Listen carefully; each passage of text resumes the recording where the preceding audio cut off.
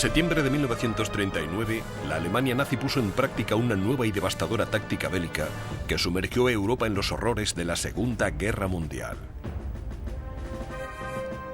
¿Cómo pudo el recién creado ejército de Hitler cruzar Europa casi sin oposición? ¿Qué combinación de acontecimientos, nuevas tecnologías, estrategia y personalidades llevó a la serie de rápidas victorias ante oponentes poco preparados y aparentemente inferiores?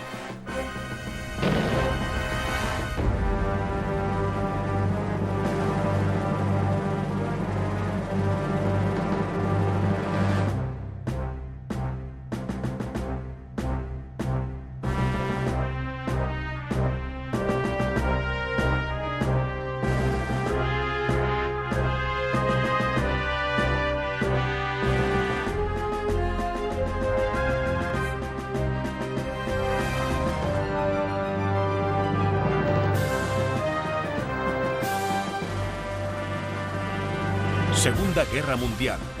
Guerra relámpago. Francia. Cuando Adolf Hitler subió al poder en 1932, se encontró con un país prácticamente en la bancarrota, que había sido despojado de su ejército y había perdido vastas extensiones de territorio fronterizo como castigo por su papel en la Primera Guerra Mundial.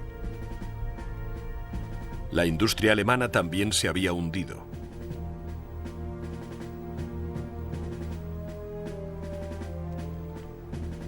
Hitler declaró que reconstruiría Alemania y le devolvería su antiguo esplendor, y se embarcó en un programa de rearme e industrialización militar en claro desafío a los tratados internacionales.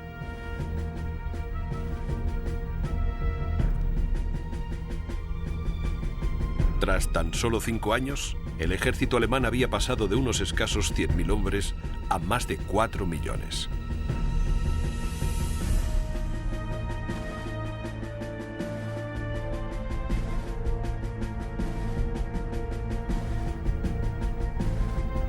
Cuando las fábricas alemanas empezaron a producir tanques y aviones, y los astilleros barcos y submarinos, Hitler empezó a exigir el retorno de los territorios perdidos por Alemania, pero insistió siempre en que solo quería un trato justo para Alemania, no la guerra.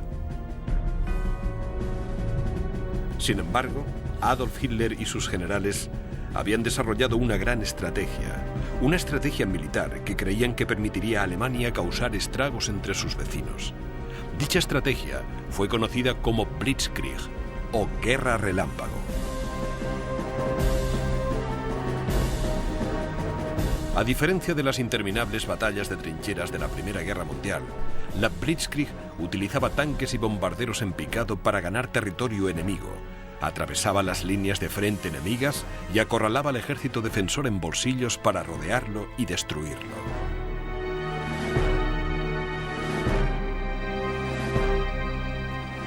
Enjambres de cazas alemanes aseguraban el dominio del aire y realizaban ataques sorpresa sobre los campos de aviación enemigos.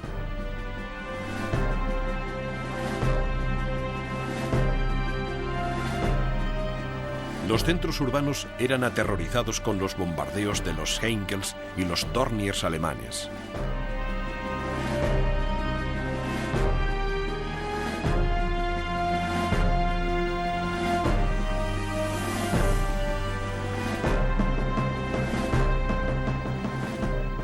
Los tanques alemanes, conocidos como Panzers, con el apoyo de la artillería y los bombarderos en picado, se concentraban en la destrucción de centros de comunicaciones como vías de tren y grandes concentraciones de carreteras.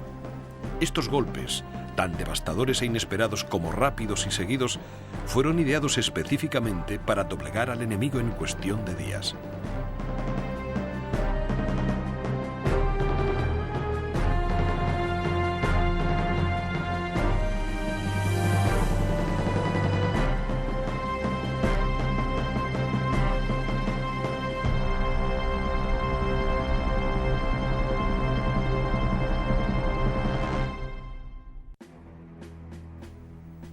A través de la manipulación política, las amenazas en privado y la exhibición pública de su creciente potencia militar, Adolf Hitler había conseguido obligar a Europa a entregarle los territorios perdidos por Alemania sin disparar ni una bala. De la misma forma, naciones políticamente débiles como Austria y Checoslovaquia fueron incorporadas al Reich alemán. El miedo a repetir los horrores de la Primera Guerra Mundial hicieron que Gran Bretaña, Francia y la Unión Soviética no intervinieran, mientras Hitler moldeaba Europa Central para que se amoldara a su visión personal.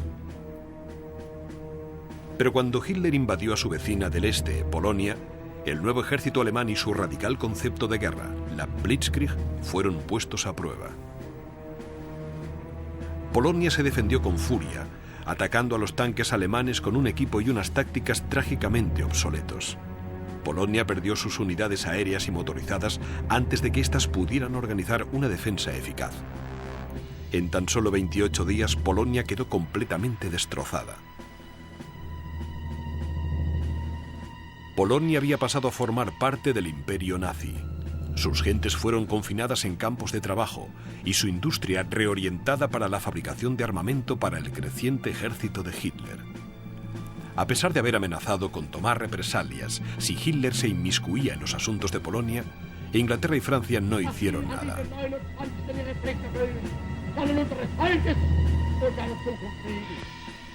Un Hitler triunfante se mofaba abiertamente de Francia e Inglaterra. Llamó gusanos a sus embajadores y viejas asustadizas a sus líderes.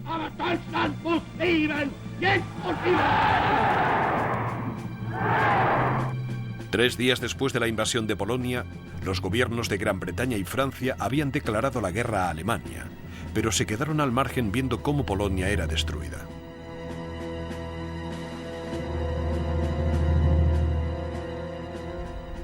Hitler sabía que Francia, a pesar de su potencial militar, no quería entrar en combate. Pero Inglaterra, que tenía la flota más poderosa del mundo, ya era otra cosa. Lo mejor que le podía pasar a Hitler era que cuando los tanques alemanes entraran en Francia, Gran Bretaña hiciera lo mismo que había hecho cuando Alemania ocupó Austria y Checoslovaquia y destruyó Polonia. Absolutamente nada.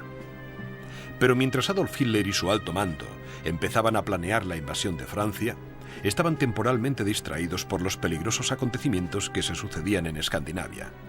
Los finlandeses se defendían de una invasión rusa y Hitler temió que Francia y Gran Bretaña ayudaran a Finlandia entrando por el Báltico.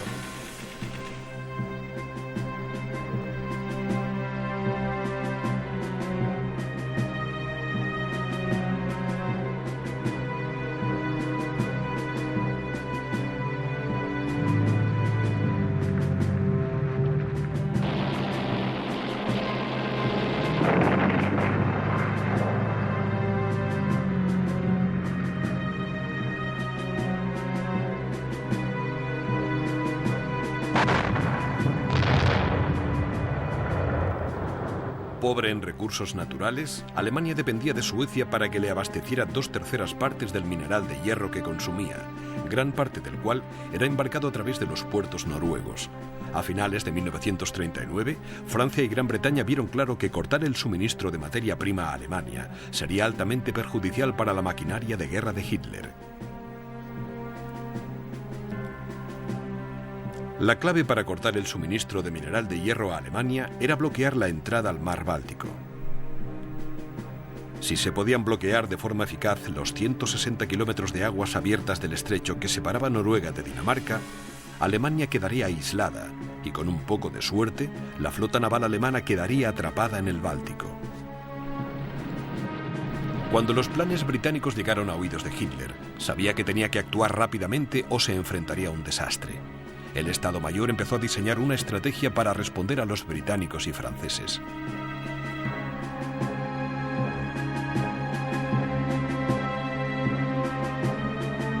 La operación dependería no solo de mantener a los británicos lejos de Noruega, sino también de capturar Dinamarca, que quedaba entre Noruega y Alemania y dominaba el extremo sur del pasaje del Báltico.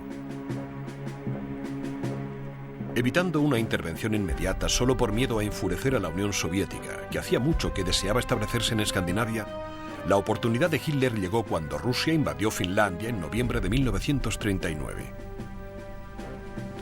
El pacto de no agresión mutua entre Rusia y Alemania garantizaba que se respetarían los territorios mutuamente, y cuando Hitler, convenientemente, no puso objeción a la invasión de Finlandia por parte de Rusia, dejó abierta la puerta para que Alemania pudiera hacer un movimiento similar contra Noruega. Noruega era políticamente neutral y demasiado débil para frenar una invasión tanto de Gran Bretaña como de Alemania, pero por miedo a las represalias nazis, si se aliaban con los británicos, el gobierno noruego se opuso enérgicamente a la petición británica de sembrar un campo de minas a lo largo de toda la entrada al mar Báltico. También se negaron a permitir que tropas franco-británicas desembarcaran en suelo noruego. Las negociaciones de los aliados con los noruegos duraron más de un mes, y durante todo este tiempo estudiaron cómo plantar campos de minas y bloquear los puertos noruegos. Pero por respeto a la neutralidad de Noruega, esperaron demasiado. La Marina de Alemania, como su ejército, había sido severamente menguada al término de la Primera Guerra Mundial. Para salvar tales restricciones, los alemanes habían inventado los acorazados de bolsillo. Pequeños, rápidos y maniobrables, estos barcos de guerra de magnífico diseño y fuerte blindaje contaban con todos los elementos de la tecnología moderna del momento, incluida una versión rudimentaria del radar de superficie. Maximizando su velocidad y potencia de fuego, estos barcos podían superar fácilmente a los enormes barcos de guerra y destructores británicos e iban a necesitar cualquier ventaja posible si debían enfrentarse a la increíblemente potente Marina Real británica. El plan de Hitler para la invasión de Dinamarca y Noruega era extremadamente arriesgado. Los barcos alemanes debían navegar directamente hacia las aguas territoriales noruegas, utilizando el radar de superficie para evitar las unidades de bloqueo de la Marina Real. Entonces, la flota alemana debía entrar directamente en los puertos noruegos para que las fuerzas invasoras desembarcaran. En cuanto las tropas hubieran desembarcado, los barcos debían partir antes de caer en manos de los británicos, un enfrentamiento del que sin duda la Marina Real saldría triunfante. Hitler se dio cuenta de que su única posibilidad de éxito radicaba en que una armada solamente podía dominar el mar si controlaba el espacio aéreo sobre sus barcos. El apoyo aéreo podía ayudar a defender los barcos ahuyentando las embarcaciones enemigas con bombardeos aéreos. Unos ataques bien coordinados y estrechamente controlados gracias a las avanzadas comunicaciones por radio alemanas habían sido la clave del éxito de la Blitzkrieg en Polonia, pero nunca se había intentado en el mar. Adolf Hitler explicó sus objetivos al alto mando alemán. Era una acción arriesgada. Toda la armada alemana estaba en juego. Mientras las fuerzas de tierra, mar y aire alemanas atacaban Dinamarca, la armada alemana atacaría 5 de las principales ciudades portuarias noruegas: Trondheim, Bergen, Kristiansand, Oslo y Narvik, de donde salían los cargamentos de metal de hierro tan vitales para Alemania. Teniendo en cuenta que la costa noruega tenía una longitud de 2.400 kilómetros, era una tarea imponente.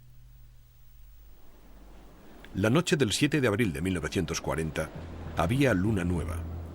Arropados por la oscuridad absoluta, 2 flotas alemanas, una navegando en dirección a Oslo y la otra hacia los puertos de la costa oeste de Noruega, emprendieron la marcha hacia la accidentada costa noruega. A pesar de la oposición de Noruega, los británicos habían decidido seguir adelante y plantar minas en las aguas territoriales noruegas. La flota alemana, equipada con radares de superficie de los que carecían los británicos, pudo detectar y esquivar fácilmente a la Marina Real.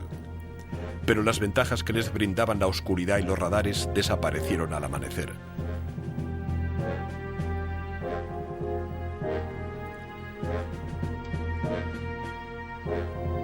El primer enfrentamiento tuvo lugar en el puerto de Narvik. La flota invasora alemana, que incluía 10 destructores, ya estaba en el puerto cuando 5 destructores británicos la detectaron y abrieron fuego.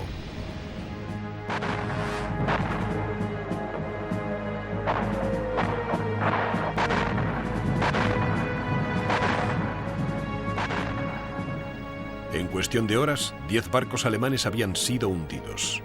Sin embargo, las fuerzas invasoras ya habían desembarcado de todos los barcos y ahora Narvik estaba en manos de la Alemania nazi.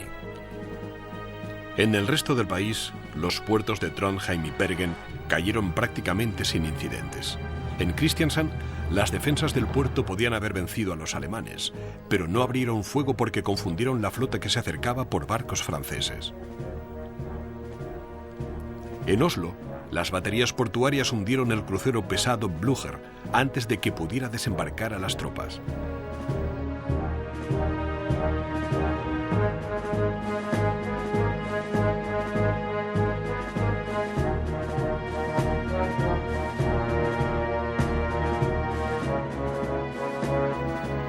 Unas horas más tarde, los paracaidistas alemanes aterrizaron en aviones de transporte de tropas Junker Ju-52 en el aeropuerto de Oslo. Se sorprendieron al comprobar que seguía en manos de los noruegos. Los paracaidistas esperaban que el aeropuerto y la ciudad ya hubieran sido tomados y les sorprendió tener que tomar el aeropuerto ellos mismos.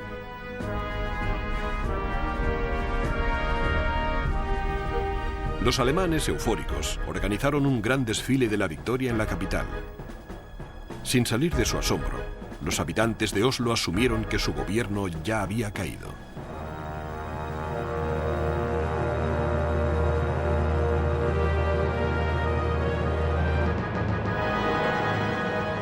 Al anochecer del 9 de abril, solo 40 horas después del inicio de la invasión, las fuerzas alemanas ya controlaban todos los principales puertos de Noruega.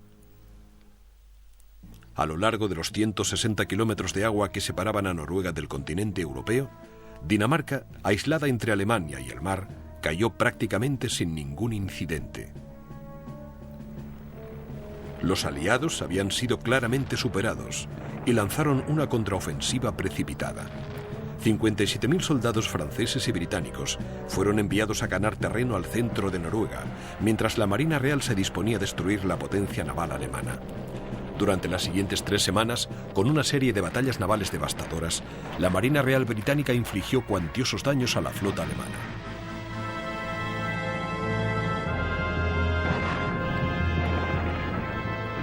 Después de Noruega, Alemania se quedó con tan solo 2 cruceros y 4 destructores preparados para entrar en combate.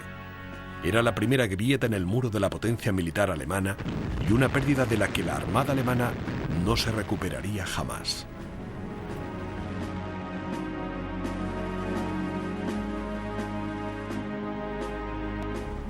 En tierra firme todo era muy distinto. Cuando las tropas aliadas intentaron desembarcar y aprovechar la ventaja que tenían, toparon con una resistencia férrea de la infantería alemana y con enjambres de bombarderos en picado Stuka. Bajando en picado desde 10.000 pies para soltar su carga mortal, los Stuka podían lanzar las bombas con increíble precisión, frustrando así cualquier intento de los aliados de desembarcar una fuerza lo suficientemente grande como para que fuera efectiva. Las tropas aliadas que consiguieron desembarcar fueron liquidadas por la infantería alemana en cuanto intentaron avanzar hacia el interior. El intento de recuperar Trondheim fue un fracaso absoluto. Con una fuerza compuesta por 13.000 hombres que debían enfrentarse a tan solo 2.000 alemanes, los aliados fueron incapaces de desembarcar los suficientes tanques y cañones antiaéreos para poder seguir adelante con la ofensiva. Mientras tanto, las fuerzas alemanas eran cada vez más numerosas y recibían nuevos equipos y municiones por aire y por mar desde la ocupada Dinamarca.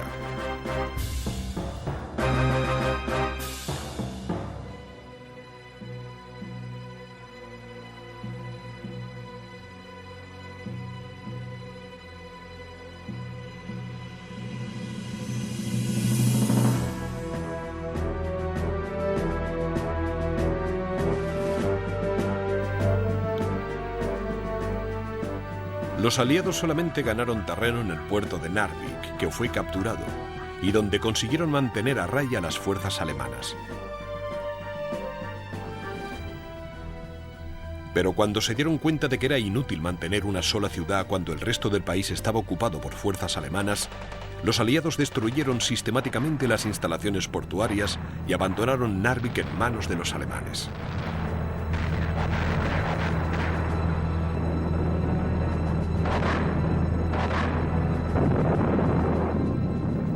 A estas alturas, la atención de Adolf Hitler se centraba en sus vecinos más cercanos, y las tropas británicas y francesas hacían más falta en otra parte. Puede que los alemanes no estuvieran a la altura de la Marina Real británica, pero en general las tropas de tierra alemanas estaban mejor entrenadas y equipadas que las británicas y las francesas, y la estrecha coordinación entre las fuerzas aéreas alemanas, la Luftwaffe y la Armada alemana estaba reescribiendo las reglas de la guerra. Cuando Alemania había demostrado que la guerra moderna dependía de las últimas tecnologías, empleadas en una serie de ataques rápidos y móviles, la mayoría de los países continuaban desperdiciando sus recursos militares en conceptos desfasados. En 1935, los franceses habían presentado la primera división acorazada pesada del mundo, pero no habían sabido explotar el potencial de la guerra de tanques en solitario. Se limitaron a repartir todos los tanques entre las divisiones de infantería. En 1938, el jefe de las Fuerzas Aéreas francesas visitó la fábrica de aviones Heinkel en Alemania. Dicha visita formaba parte de un elaborado plan para impresionar al mundo con el poder de Alemania. La propaganda funcionó.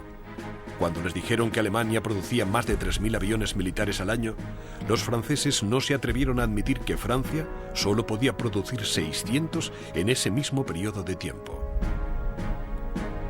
Los problemas de Francia iban más allá de su mera capacidad de producción. Con la carga de un gobierno inestable y constantes crisis sociales, la dirección política y militar francesa era un constante vaivén. Nadie estaba en el poder el tiempo suficiente como para establecer una política defensiva coherente. Los agitadores políticos, tanto los simpatizantes nazis como los comunistas, interrumpían y saboteaban la producción militar francesa.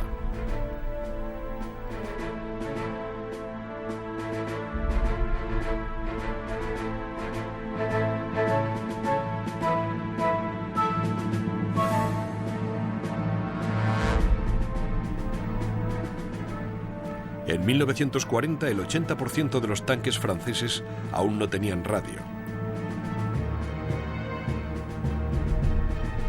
Para colmo de males, muchos de los soldados franceses eran reservistas. Otros eran veteranos de la Primera Guerra Mundial, hombres de mediana edad muy desentrenados. Los excesos con la bebida eran tan comunes entre los reservistas franceses que en las estaciones de ferrocarril había unas áreas especialmente habilitadas para que los reservistas llamados a filas se despejaran. A pesar del evidente buen hacer de las nuevas y rápidas tácticas ofensivas alemanas, los estrategas militares franceses se aferraban tercamente a la aproximación tradicional de la defensa estática que también les había ido en la Primera Guerra Mundial.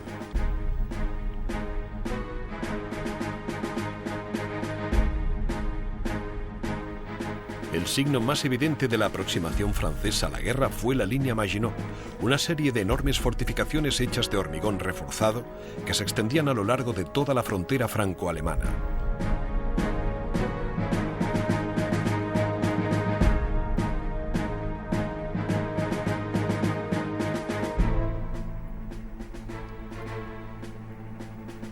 A lo largo de la línea había varios fuertes interconectados a través de un tren subterráneo. Enormes depósitos de abastecimiento contenían combustible y munición. En cada fuerte había hasta 1000 hombres y tenían su propio cine y zona de ocio. A pesar de ser muy impresionante, la línea Maginot no era perfecta. Solo se extendía hasta la frontera de Francia con Bélgica.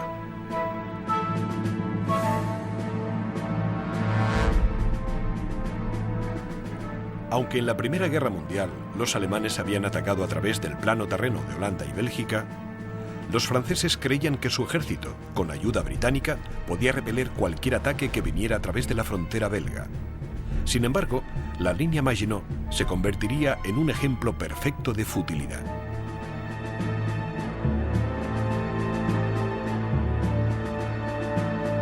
Cuando Alemania invadió Polonia en septiembre de 1939, 150.000 soldados británicos, con 24.000 vehículos y provisiones, llegaron a Francia.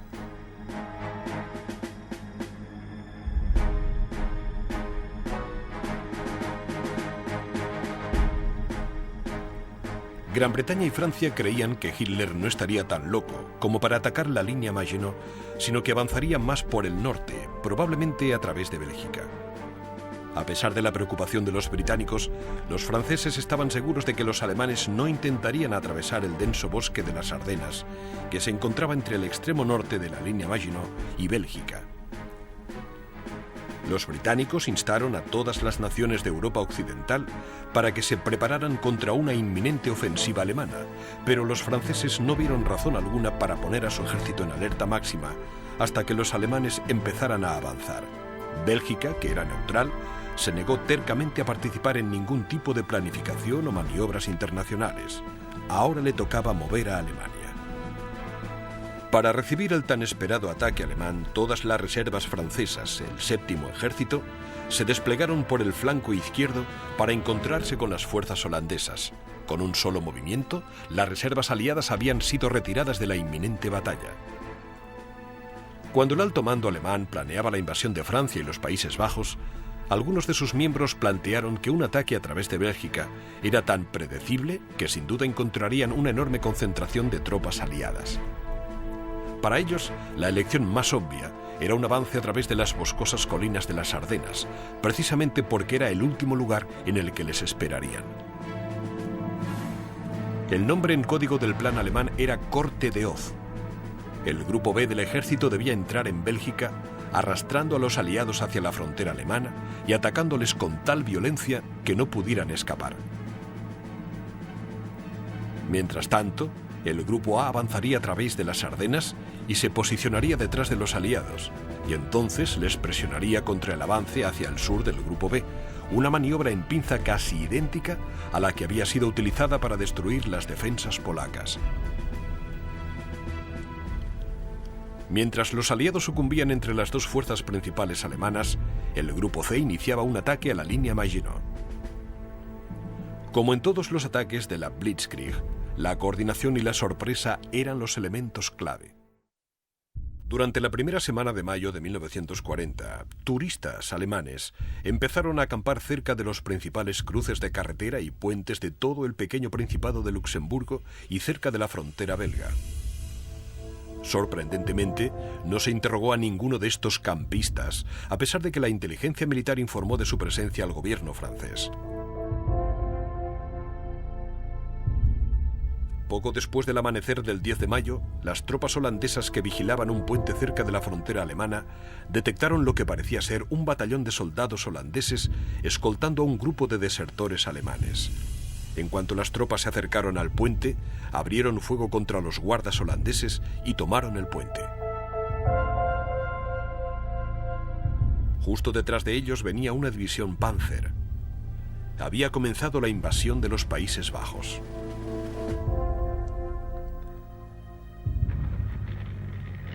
Los tanques alemanes traspasaron la frontera holandesa, seguidos de la infantería motorizada y kilómetros de vehículos de provisiones. Hacia el norte, la campiña holandesa se estremeció ante el ataque del grupo B del ejército.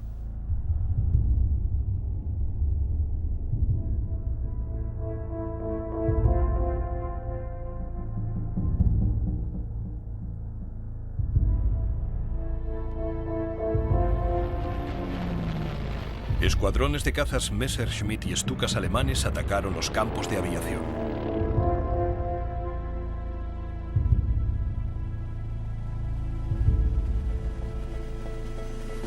Las reales fuerzas aéreas holandesas fueron destruidas antes de que pudieran despegar.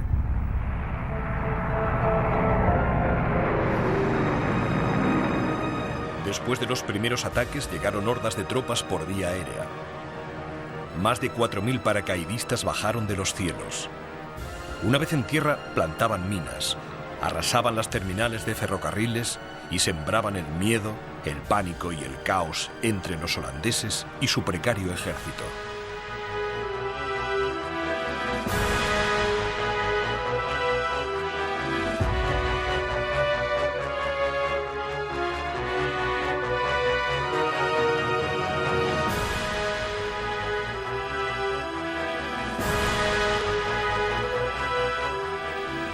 Los paracaidistas alemanes tomaron puntos clave en Rotterdam y sus alrededores, mientras las divisiones de infantería motorizada capturaban La Haya, que, como Rotterdam, aún temblaba por el bombardeo aéreo de primera hora de la mañana.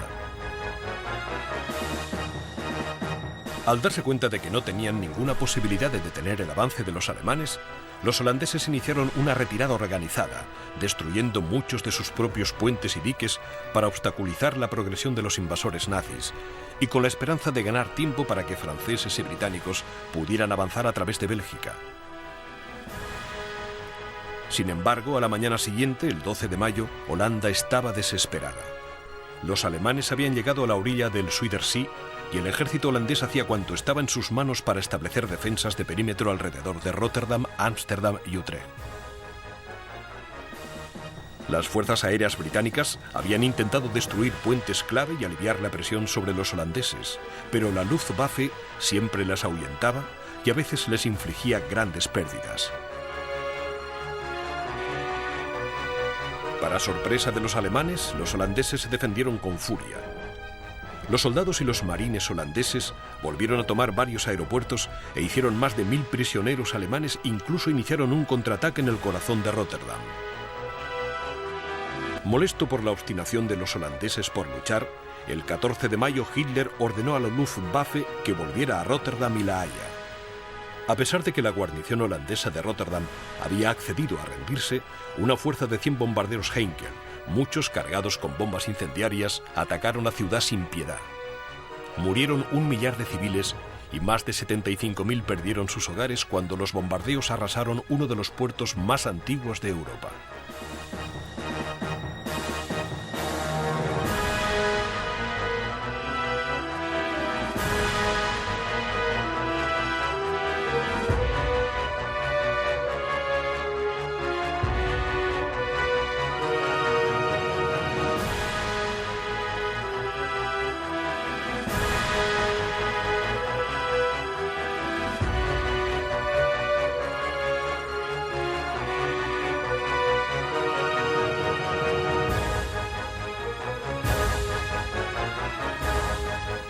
En pocas horas, los tanques alemanes tenían el camino libre para asegurar las ruinas de Róterdam.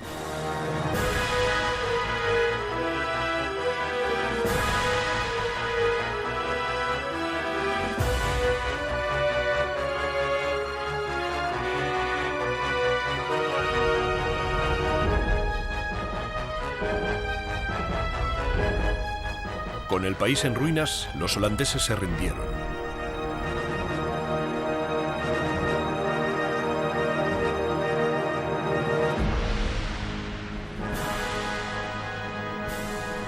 En el sur, la defensa de Bélgica dependía de una línea de potentes fuertes. Situado en uno de los puntos de acceso más delicados de la frontera de Alemania con Bélgica, el fuerte más imponente era Ibn Imael.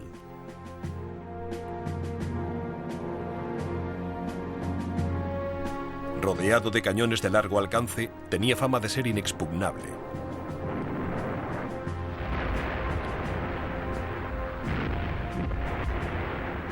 Cuando Hitler y sus generales estudiaron los planos de este fuerte belga, Hitler dijo: «El techo es tan plano que parece un prado. Los planeadores pueden aterrizar en él».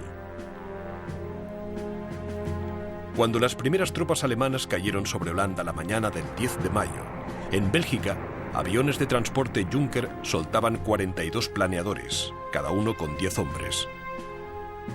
31 de los planeadores descendieron en silencio para tomar puentes y pasos fronterizos, mientras los 11 restantes se posaban suavemente en lo alto del puente Ibn Imael.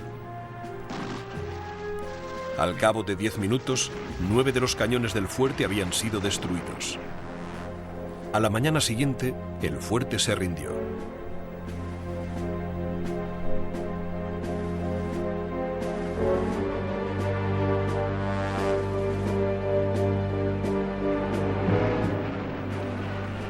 Los ataques incesantes de los bombarderos en picado Stuka detenían a las tropas belgas que intentaban defender su frontera. Mientras la situación en Holanda continuaba deteriorándose, tropas francesas y británicas se apresuraban hacia el norte en un intento de bloquear el avance de los alemanes. Sin embargo, las carreteras ya estaban saturadas de refugiados que se dirigían al sur, escapando de las tropas alemanas, obstaculizando casi por completo el avance de los aliados.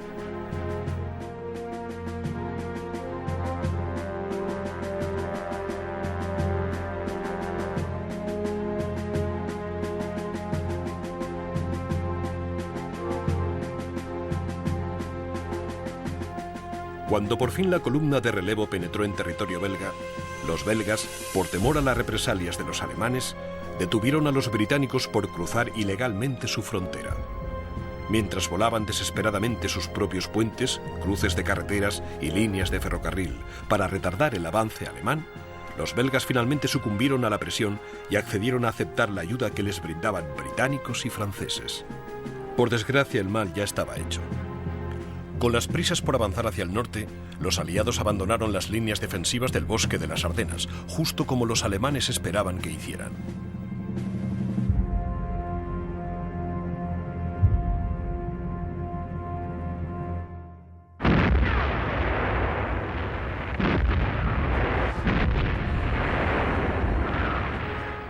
Al final del primer día de enfrentamientos, era dolorosamente obvio que la Blitzkrieg de Hitler no había perdido efectividad.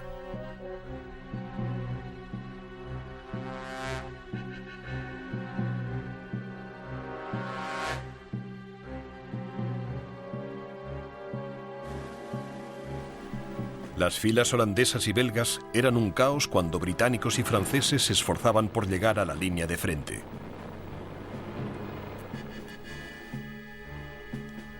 Pero la mayor amenaza aún estaba por llegar. Dentro del bosque de las Ardenas, una columna de tanques y equipos alemanes de 160 kilómetros de largo avanzaba con paso firme hacia la frontera francesa.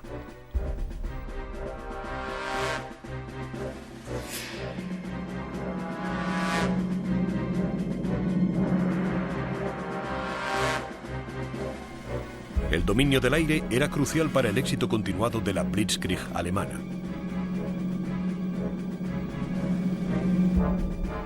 Enormes formaciones de cazas Messerschmitt mantenían a raya a los aviones aliados, mientras los Stukas y los bombarderos atacaban a las tropas, enclaves armados y los principales objetivos militares en tierra.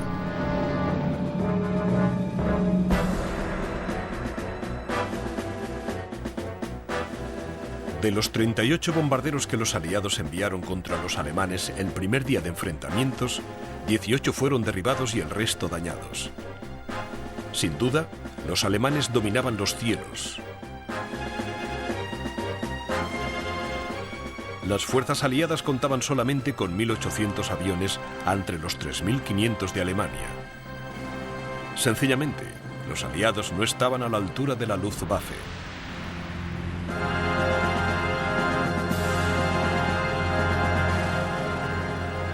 Aunque los aliados aún confiaban en poder restablecer una línea de defensa a la altura del río Mosa, no sabían que el mayor ejército motorizado del mundo estaba cruzando las Ardenas. El Grupo A del ejército alemán estaba formado por 7 divisiones Panzer, que contaban con 2.270 tanques, cañones autopropulsados y vehículos blindados, y estaban a punto de atravesar el extremo norte de la línea Maginot. Para evitar que los aviones aliados descubrieran esta lenta y enorme columna, los Messerschmitt ocupaban constantemente los cielos por encima del Grupo A. Pero los aliados no aparecieron.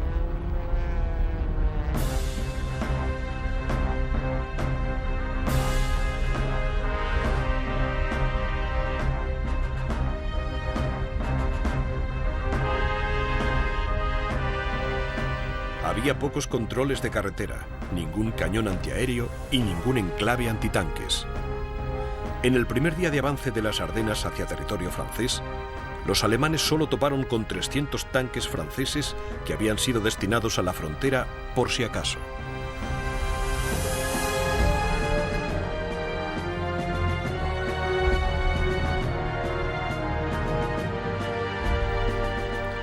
Seis de las 7 divisiones Panzer no informaron de ningún movimiento en todo el día.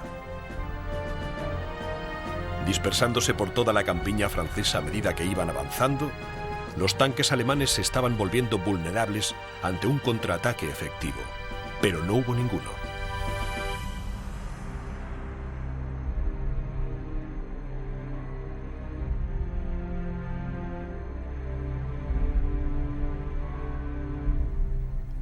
Detrás de los tanques iban el resto de elementos motorizados y la artillería.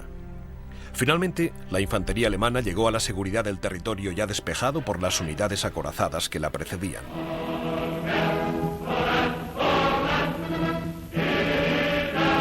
Las unidades motorizadas y la infantería avanzaban en 2 o 3 columnas paralelas.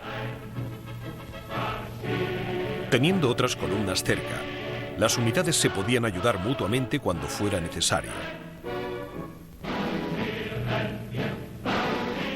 El 12 de mayo, las unidades Panzer habían llegado a Almosa a lo largo de un frente de 130 kilómetros desde Dinant hasta Sedan.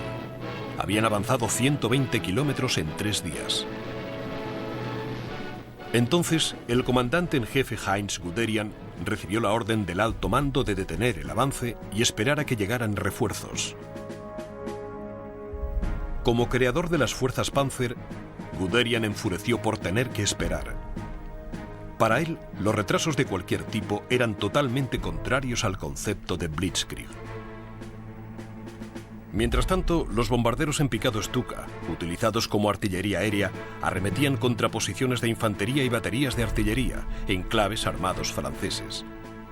La moral de los franceses empezó a flaquear ante un ataque incesante contra el que parecía que no había defensa posible. Al acabar el día, Sedan, a 16 kilómetros de la frontera francesa, era un montón de ruinas. El ataque fue tan intenso que las tropas de la línea de frente no consiguieron retirarse y las unidades de reserva fueron incapaces de avanzar para ayudar a la abrumada defensa. El mando francés estaba paralizado. Con la caída de Monthermé, las defensas francesas quedaron completamente divididas. Los alemanes abrieron una brecha de 80 kilómetros en el frente y la resistencia francesa empezó a desmoronarse a medida que los imparables Panzers avanzaban hacia la costa francesa. Cuando los alemanes encontraban oposición francesa, solía ser débil y desorganizada.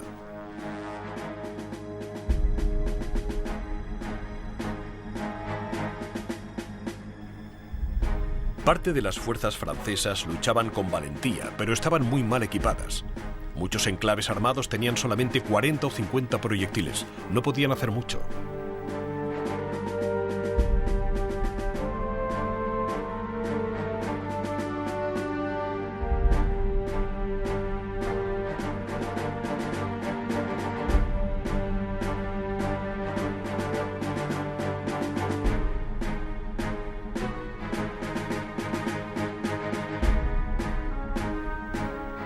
Otras facciones del ejército francés no salieron tan bien paradas, especialmente reservistas de mediana edad, poco preparados, que a veces rompían filas en cuanto aparecían los alemanes. Pero el mayor fallo de la defensa francesa fue la falta casi absoluta de coordinación y el casi inexistente sistema de comunicaciones, exactamente lo mismo que hizo que la Blitzkrieg funcionara con una precisión tan devastadora. Después de 3 días de desastrosas derrotas, la estructura de mando francesa empezó a desmoronarse. Los oficiales abandonaban a sus hombres en el campo de batalla o insistían en que habían recibido órdenes de retirarse. Las tropas en retirada advertían a las unidades de reserva que se dirigían hacia el frente. Los alemanes están allí, no vayáis. Los refugiados llenaban todas las carreteras. Al atardecer del 13 de mayo había más de 2,5 millones, una masa perdida y sin rumbo que colapsaba las carreteras e imposibilitaba cualquier tipo de movimiento de tropas. Más allá de este desfile de los desposeídos y sin hogar, había 2 ejércitos, los franceses, normalmente en retirada, y los alemanes, que seguían avanzando. Cuando se encontraron, los franceses, mudos ante la velocidad con que se hundía su país, sencillamente depusieron las armas y se dirigieron lentamente hacia el este, hacia los campos de prisioneros de guerra nazis.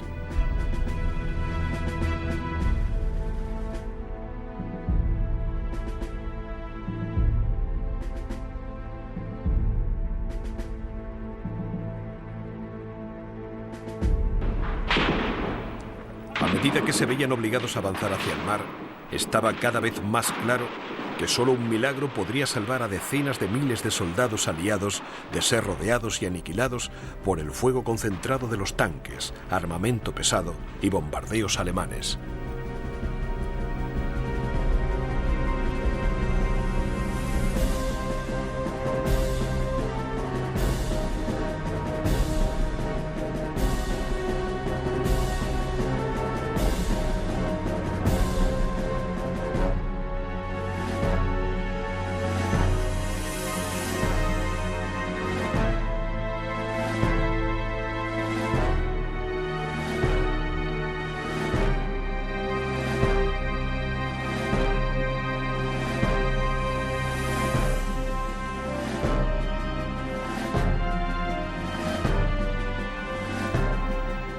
22 de mayo los aliados establecieron un círculo de defensa alrededor del puerto francés de Dunkerque, en un esfuerzo desesperado para detener el avance de los alemanes el tiempo suficiente para que pudiera lanzarse una misión de rescate. En Londres, el almirantazgo británico reunió con dificultad una flotilla de barcos para evacuar a las tropas acorraladas en la playa. Pero la salvación les llegó de una fuente mucho más inesperada.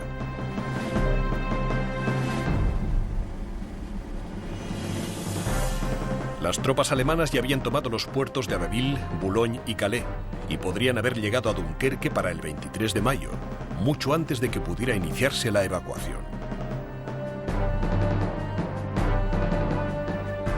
Sin embargo, por primera vez, Adolf Hitler dudó. Le preocupaba que sus tanques pudieran quedar atrapados en las marismas de los alrededores de Dunkerque. El mariscal del aire Hermann Göring deseaba tener el honor de destruir a los aliados con la Luftwaffe. Mientras Hitler meditaba su siguiente movimiento, el avance alemán se detuvo.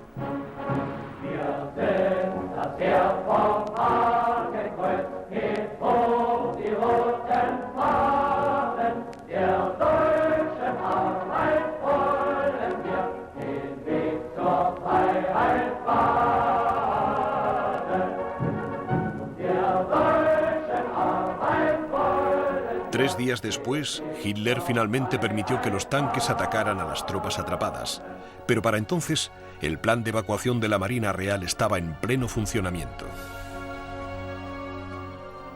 Una armada de destructores, secundados por más de 600 naves de menor tamaño que debían llevarse a los hombres de las ruinas carbonizadas de Dunkerque, estaba cruzando el canal mientras cientos de cazas de la RAF acudían en su defensa.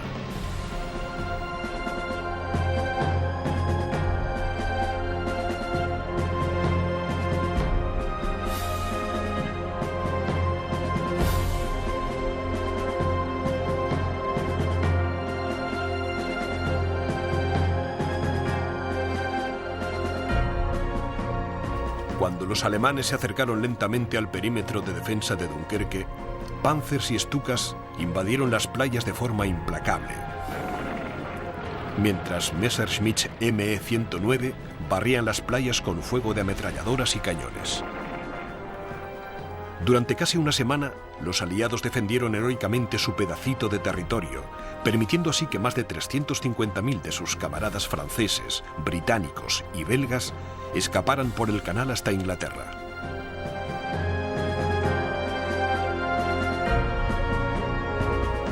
Cualquier tipo de embarcación pequeña, buques costeros desarmados, barcas de pesca y vapores de recreo se unieron a la tarea, soportando valientemente los rabiosos bombardeos y fuego de artillería alemanes.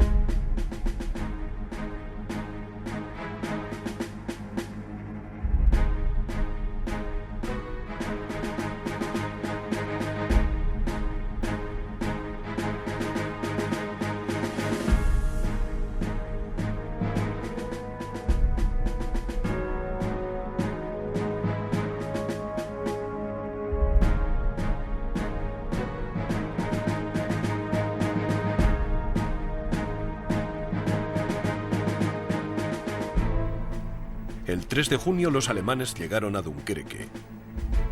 Ya no se podía proseguir con las evacuaciones. El día siguiente las tropas aliadas que quedaban se rindieron. La evacuación les había costado a los británicos 6 destructores, 24 barcos de guerra pequeños, 99 aviones y casi una cuarta parte de los 665 ferries que participaron.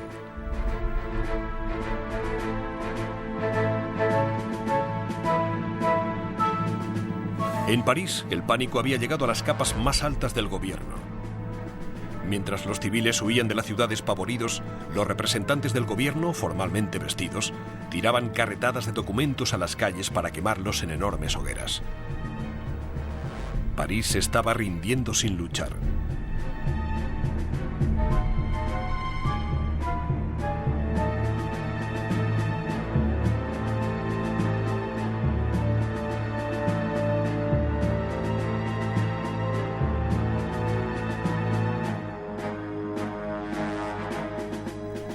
Las tropas alemanas ocuparon la capital de otro país y su líder estaba exultante.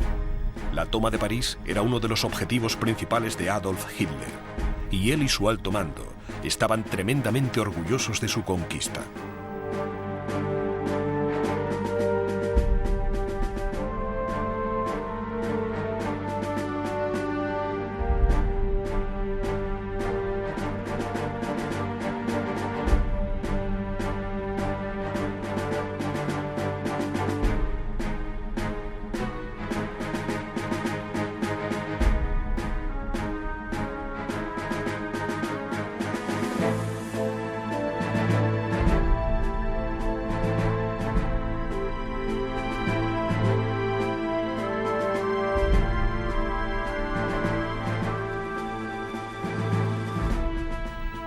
La batalla por el control del oeste de Europa había terminado.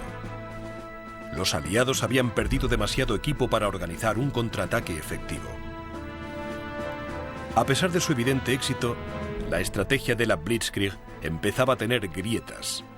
Era vulnerable ante un tipo determinado de contraataque, especialmente cuando se ralentizaba o se detenía su avance.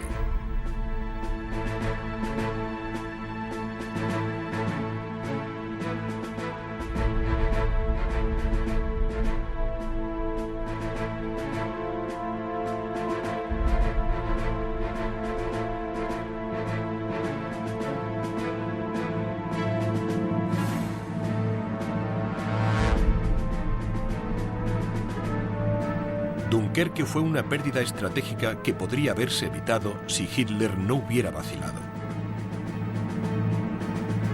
Pero Adolf Hitler aún debía cometer sus errores más importantes.